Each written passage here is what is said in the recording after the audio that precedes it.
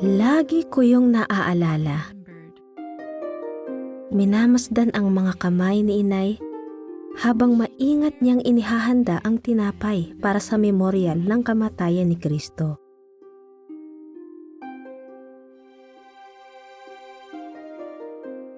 Seryoso siya sa paggawa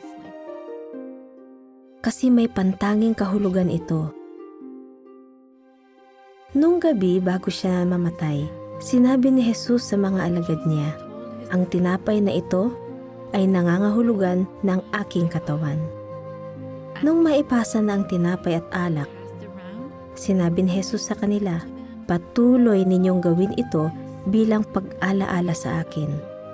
Hanggang ngayon, iyan ang ginagawa natin. Shari, yung harina pakisuyo. Salamat.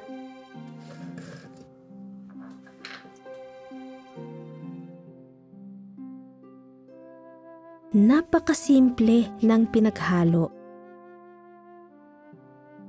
At ano ang huling ilalagay? Tubig? Tama.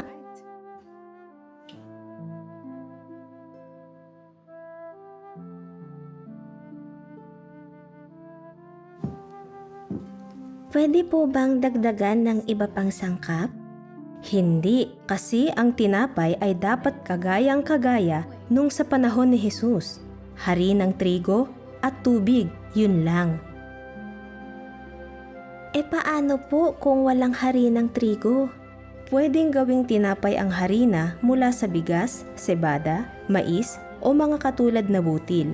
Pero wala nang dapat idagdag bukod sa harina at tubig, walang pampaalsa. Kahit asin? Kahit asin. Natatandaan mo ang sinabi ni Jesus sa Lucas 16:10? Ang taong tapat sa pinakakaunti ay tapat din sa marami. Tama yan.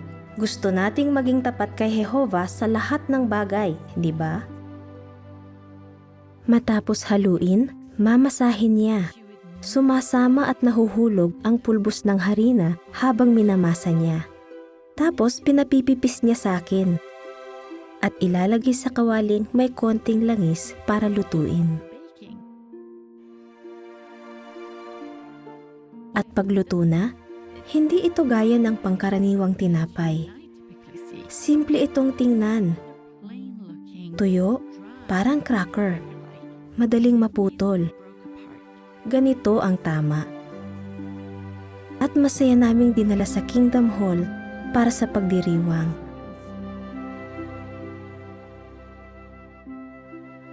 Masaya kong ginugunita ang mga sandaling yun habang inihahanda ko ang tinapay para sa memorial sa taong ito. Pero kapag iniisip ko ang ginawa ni Jesus para sa atin, lalong dama ko ang laki ng pribilehiyong makapagbigay ng gayong munting tulong sa pinakamahalagang gabi ng taon.